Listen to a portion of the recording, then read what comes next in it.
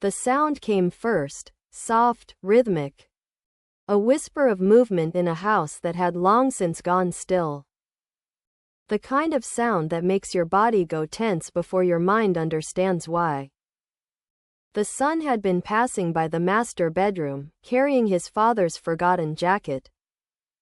When he heard it, the door was closed. The key still hung in the lock, cold against his hand. He told himself to walk away. He almost did. Almost. But curiosity isn't a choice, it's a gravity. He leaned forward, one eye against the keyhole.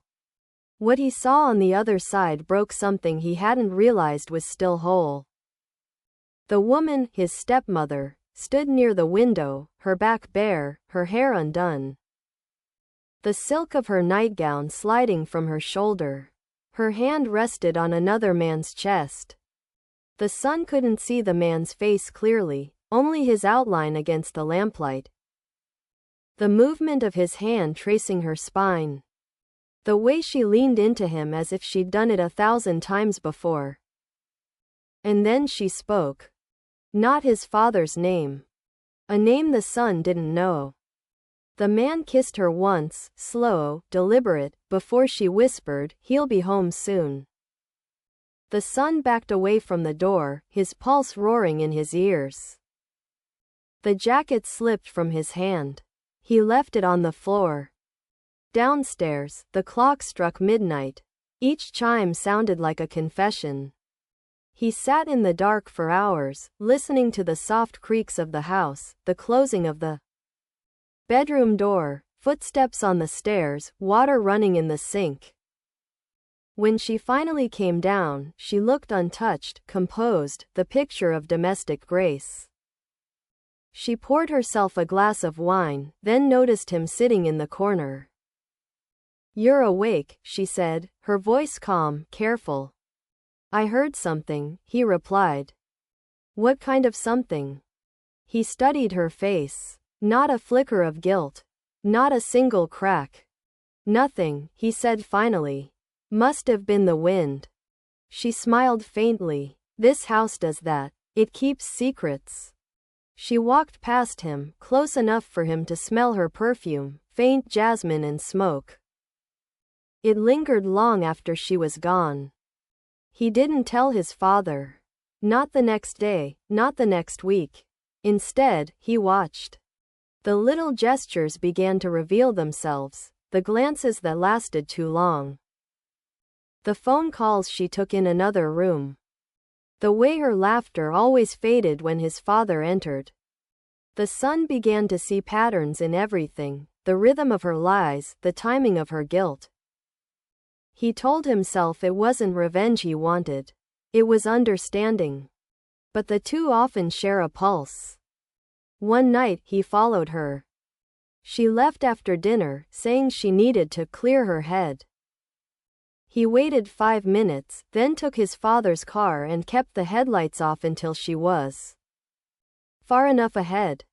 She drove to the old motel by the edge of town, the one with flickering neon lights and curtains drawn too tight. He parked across the street and waited. When the door opened, the man from before stepped out. And that was when the son saw his face. It wasn't a stranger. It was his father's oldest friend. The world went silent. He didn't confront her that night. He didn't shout or weep or beg. He simply drove home, his hands gripping the wheel so tight the skin split across his knuckles. When she came back hours later, she didn't see him in the dark. She walked past, humming to herself, keys jingling like nothing had changed. But everything had. The next morning, his father left for work as usual. The woman stood at the sink, washing dishes. Her reflection in the window smiling faintly back at her. He walked up behind her and said, "You forgot your phone." She turned, startled. "Oh, thank you." He handed it to her, then watched as she unlocked the screen. Her fingers trembled slightly when she saw what was open, a photograph he had taken through the Keyhole, printed and tucked behind the case. Her face went pale. You shouldn't. I saw, he said quietly. Everything. She set the phone down. The silence between them stretched thin. What are you going to do? She asked finally. He looked at her, really looked at her, the calm mask cracking at the edges. The eyes that once seemed endless now reflecting only fear. I don't know yet, he said. But I think you will. That night, the father came home to find dinner already made, the table set perfectly. The woman smiled the way she always did, graceful, loving. Only one thing was different. When she reached for the wine, the son watched her hand tremble. And for the first time, she avoided his eyes. He didn't need to tell his father. He didn't need to say a word. Because she already knew that he'd seen. And the knowing was punishment enough. He started hearing the house differently after that night. The sound of the floorboards shifting. The whisper of curtains brushing the sill, everything seemed to carry her guilt. Like the walls had absorbed it and were waiting to return it to him piece by piece. The woman carried on as if nothing had changed. Her hair was always perfect, her voice warm, her hands soft when she touched his father's arm. If there was shame in her, it was buried deep, disguised beneath the rhythm of routine. The son found himself watching her more than he meant to. The way she lingered by the mirror too long before dinner. The way she smiled just a fraction too wide when his father complimented her cooking. There was a tremor beneath the perfection now, a pulse of fear that only he could hear. She knew he had seen. And he knew she was waiting for what he would do next. A week later, his father left on a business trip. The goodbye kiss was brief. The moment the door shut, the woman turned, and for the first time, her voice dropped its sweetness. How long do you plan on watching me? She asked. He didn't look up from the table. Until I decide what you deserve. She laughed softly. You think you're his judge now? I'm not judging you, he said. I'm remembering. Remembering what? The sound of your voice when you said another man's name. Something flickered in her eyes then, a flash of anger, quickly hidden. You don't understand what you saw. Then explain it. Her hand tightened around the edge of the counter. No. He stood. Then I will. She stared at him for a long moment before turning away. Be careful, she said. People who look too closely at sin start to see it everywhere. He didn't answer her. Instead, he went to his father's study and started going through the drawers. Receipts, letters, financial papers, all ordinary until he reached the bottom of one folder. Photographs. Dozens of them. The woman and his father's friend. Not in bed, not touching, but close. Always too close. Smiles that meant something, glances that lingered too long. Some were years old. Long before his father married her. He dropped them on the floor. That was when he noticed the writing on the back of one photo. The handwriting was his father's. She told me everything. I forgave her. Don't make my mistake. That night the woman knocked on his door. She didn't wait for him to answer. I know what you found, she said quietly. Then you know what he knew. Her voice didn't tremble. He forgave me because he understood. Understood what? That you betrayed him? That I was already his punishment. He frowned. What does that mean? She stepped closer, her face half hidden in the dark. He wasn't innocent, you know. None of us were, but you'll learn that soon enough. He didn't move. You're lying. She smiled faintly. You're your father's son. You'll lie to yourself before you ever believe the truth. She left before he could answer. He didn't sleep. When dawn came, the house felt heavier. as if the walls had leaned in closer overnight. On the kitchen table sat a single photograph, the same one from the study. The writing still on the back. But now there was something new written beneath his father's words. Some sins are inherited. He turned it over, his pulse rising. The photo wasn't just of her and the friend anymore. In the corner of the frame, faint but visible, was his own reflection, young, blurred. Watching through the doorway. The keyhole. The photo had been taken from the same place he had stood. He dropped it, the edges shaking in his hands. Because suddenly he wasn't sure if he had caught her sin, or if he had stepped into it. And somewhere behind him, in the quiet of the empty house, came the soft, deliberate sound of a key turning in a lock. The next morning, the air in the house felt wrong, too still, too careful. Every sound seemed rehearsed, the kettle's whistle, the scrape of a chair, the steady rhythm of her footsteps overhead. The son sat at the kitchen table, staring at the photograph he'd found. The faint image of his own reflection watching from the background. He wondered who had taken it. He wondered who had been watching him. When the woman came downstairs, her face was calm, her movements graceful. She poured herself tea, glanced at the photograph on the table, and smiled without touching it. "So," she said softly, "now you know what he wanted you to find." He looked up. "You left that there?" "I only left what already belonged to you." "I don't want it." She tilted her head. "Then why keep looking?" He didn't answer. He couldn't, because she was right. Something in him needed to keep tearing the truth open, even as it bled into everything else. Later that day, he went to the attic. It had been locked for years, a space his father used to call the place for things that shouldn't be remembered. The key was still in the drawer beneath the study desk. Dust rose around him as he opened the door.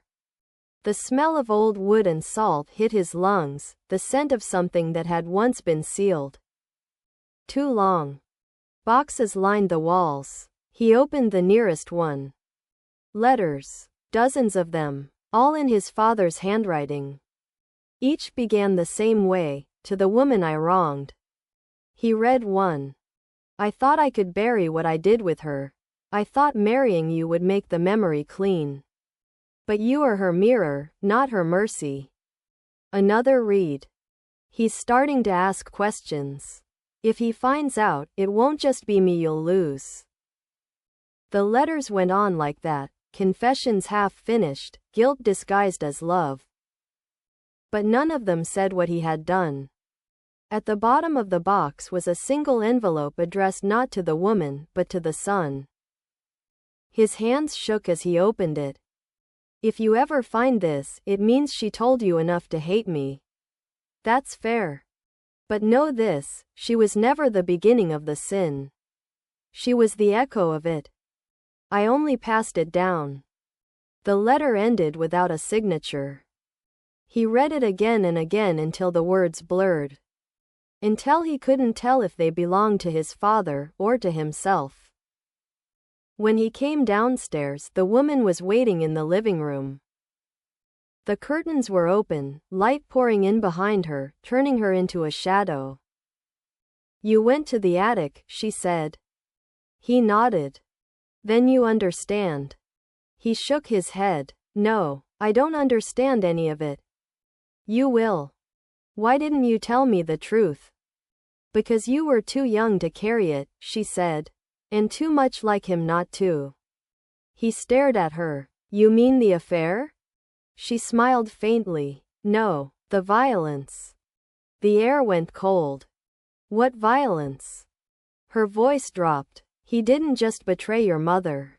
He ended her. He made it look like an accident. I stayed to keep him from doing the same to you." He felt his body sway. "You expect me to believe that?" "I expect you to remember." He opened his mouth to speak, but no words came. Because he did remember, Flashes, fragments. Raised voices. The crash of glass. A scream that didn't belong to anyone still living. That night, he dreamed of the keyhole again. Only this time, it wasn't him watching. It was her. And on the other side of the door was a child's voice, his own, asking, "Why is she crying, Father?" He woke drenched in sweat, the echo of that question still ringing in his skull. When he stumbled to the mirror, he saw her reflection standing behind him. She whispered, "You see now. It wasn't my sin you found. It was yours, waiting." He turned, but the room was empty. Only the key remained, glinting on the dresser, the metal cold, the shape too familiar. The same key that once fit the door where everything had begun. The son didn't leave the house for days after that.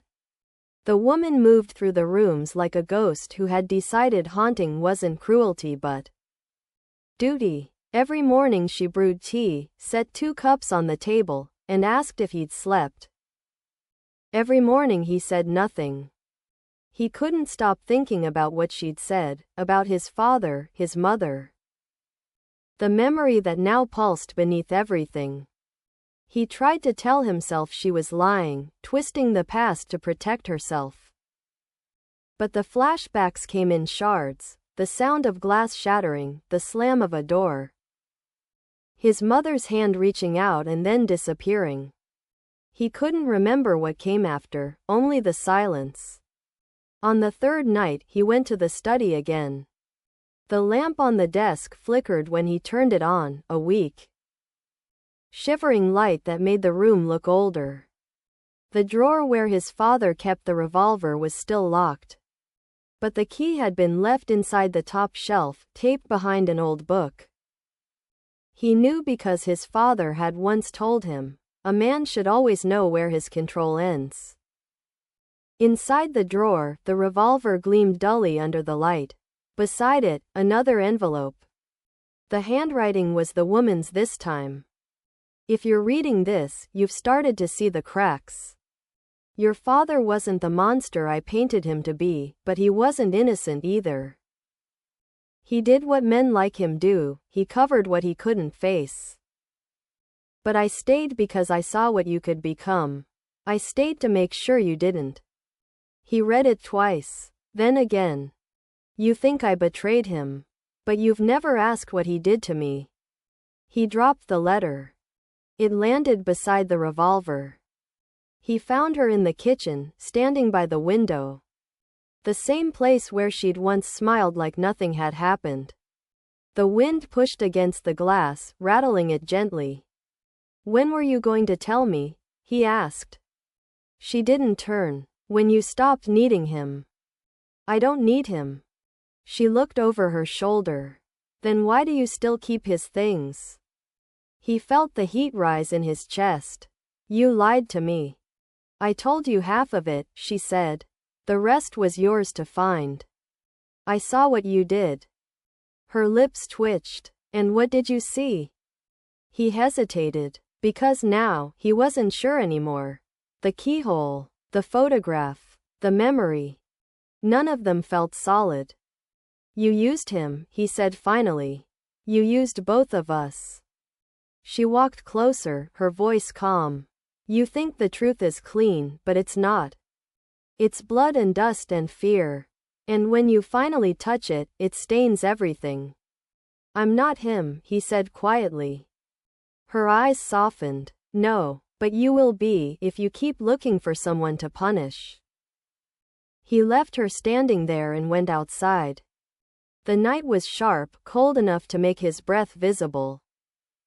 The trees along the yard swayed under the weight of the wind, whispering against one another.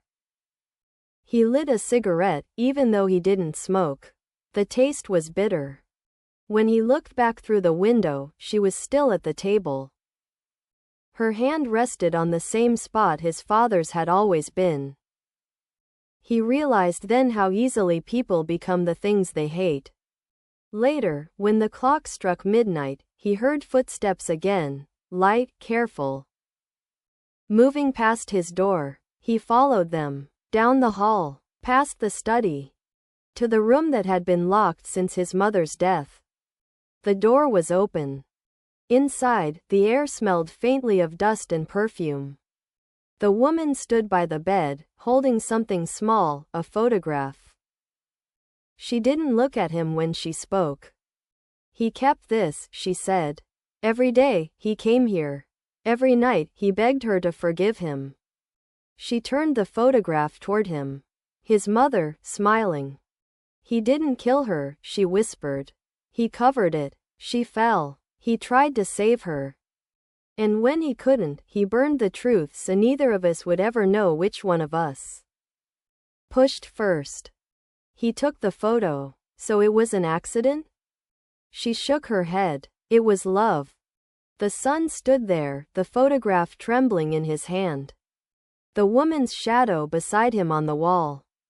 Two ghosts. Two versions of the same lie. When he looked up, she was gone.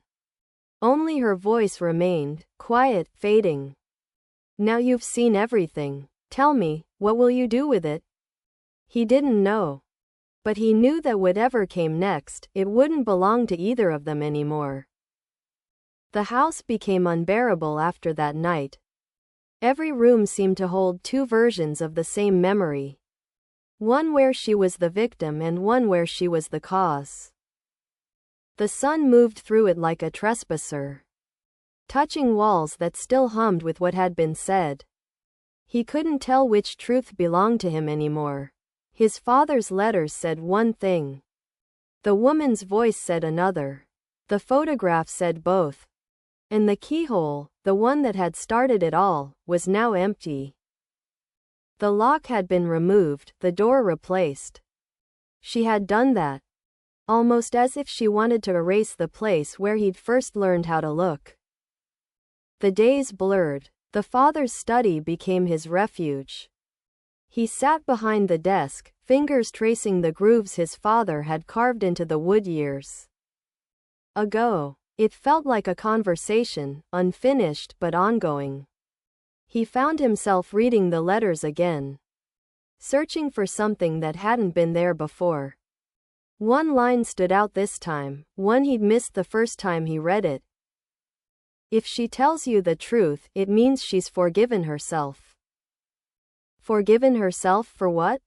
He stared at the sentence until it stopped being words and started being a heartbeat. He didn't realize he was crying until he felt the salt sting against his lips. When the woman came to him that night, she didn't knock. She simply entered, her face pale, her hair unpinned. The look of someone who'd stopped pretending to be human. You've read it again, she said. He nodded. You think you understand it now? No, he said. I think I never will. She smiled faintly. That's the right answer. He stood, anger flashing through the fog of exhaustion. You made me hate him. You made me hate you. And now you tell me none of it was true? I never told you what to believe, she said softly. You chose what hurt the most. You always did. He took a step closer. You want forgiveness? No, she whispered. I want silence. Something in her voice cracked then, a tremor, a tiredness that felt almost human. You can't keep living here, she said. This house was built for ghosts. And now you're one of them. I don't know where else to go. She looked at him for a long moment. Then burn it. He thought she was joking until she placed the lighter on the desk, the same one that had belonged to his father. The flame flickered, small and hungry. He stared at it. If I do this, what happens to you? Her eyes softened. I was never really here, not after that night. I've just been waiting for you to let me leave. He wanted to ask what she meant, but she stepped forward, brushed her fingers against his face, and whispered, end it the way he couldn't. And then she was gone. Not walking away, not fading, just gone, like she'd never existed outside the guilt that had made her real. He stood there for a long time, lighter in hand, the house breathing around him. When he finally struck the flame, the first thing to burn was the photograph. Then the letters. Then the walls that had kept the secrets alive too long. The fire moved fast. The sound wasn't screaming, it was release. He stepped outside and watched the windows bloom with orange light, each one glowing like an open eye finally allowed to close. For a moment, he thought he saw her standing in the flames, calm, steady. Her hand raised in farewell. He didn't wave back. He just whispered, "You were right." By dawn, there was nothing left but smoke and ash. The lighter lay in the dirt beside him, half melted. The air smelled of salt and endings. He turned toward the horizon, toward the road that led away from everything he'd ever known. And for the first time, he didn't hear her voice. Only the faint hiss of cooling embers behind him, whispering the one truth that finally made sense. That some sins don't end when they're forgiven, they end when there's nothing left to forgive. When the fire ended, the sun didn't look back. He walked until the morning light blurred the smoke behind him. Until the last trace of that house became just a taste of ash in the air. He didn't tell anyone what had happened. He didn't explain the accident, or the letters, or the woman who had taught him that love and guilt were just two ways of holding on to the same thing. He just left. The town called it a tragedy. A gas leak, maybe. They said it was a miracle no one was hurt. But he knew better, miracles don't come from fire. They come from what the fire leaves untouched. Months passed. He found a room above a shop near the edge of a quiet city. The walls were thin, the ceiling low. The air carrying the faint scent of bread from the bakery downstairs. The stillness felt different here, no longer accusing, just watchful. He learned to live inside it. He worked, he slept, he kept to himself. But sometimes, when the nights were too still, he'd wake to the sound of wood creaking. The rhythm of footsteps in a hall that no longer existed. His pulse would rise, the old fear blooming in his chest, until he realized the sound wasn't coming from outside. It was memory, shifting its weight. He'd whisper into the dark, "I'm still here," and the quiet would answer back. Not in words but in the small comfort of nothing happening. That was enough. One morning, while sweeping the floor of the shop, he found something caught between the floorboards, a key. Small, brass, worn smooth by use. For a long time, he just stared at it. It didn't belong to this place. It was heavier than it should have been. Familiar in a way that made his stomach twist. He took it to the lake outside the city, where the water was deep and still. The sky reflected off it perfectly, like another world looking back. He held the key in his palm, felt its cold bite. "This time," he said quietly, "you stay buried." He threw it. The key vanished into the water, leaving only ripples. Circles widening until the surface was whole again. For the first time in his life, he didn't imagine something watching from beneath. In spring, he started rebuilding furniture, chairs, tables.